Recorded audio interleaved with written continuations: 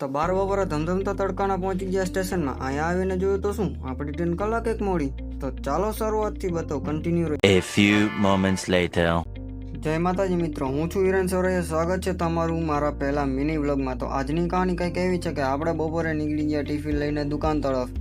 સ્ટેશનમાં આવીને આપણે ફોનમાં ટ્રેનનું અપડેટ જોયું તો ઓહો, આપણી ટ્રેન તો કલાક એક મોડી. અને ફાઇનલી કલાક એક રાહ જોયા પછી આપણી ટ્રેન આવી ગઈ રાણાવાવ.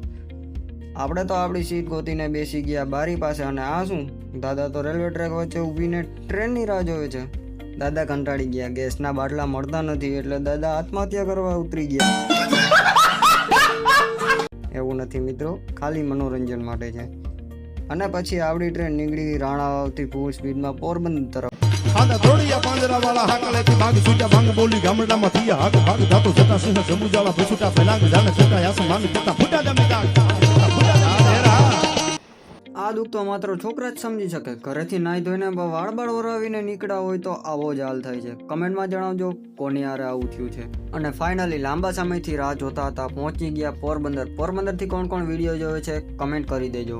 તો મિત્રો, આપણી દુકાન છે ગાંઠિયાની. પ્રોપર એડ્રેસ આપી દઈએ તો આપણી દુકાન પોરબંદર જુબેલીના પુલ પાસે નીચે આવતા નવા કુંભારવાડા કુંભેશ્વર મહાદેવ વાળો રોડ સીધા આવશો એટલે સામે છે કિંજલ ડેરી, એની બાજુમાં આશાપુરા પણ, અને એની એક્ઝેક્ટ સામે આપણી ખોડિયાર ગાંઠિયા. સાંજના વાગી ગયા છે અને આપણે આપણો મિત્ર આવ્યો એની હારે જ નીકળી જાય ઘર તરફ. વ્લોગ લાંબો થઈ ગયો છે આજે, અહીંયા સુધી જ રાખીએ. મળીએ નવા વ્લોગ સાથે. ત્યાં સુધી બધાને જય શ્રી કૃષ્ણ.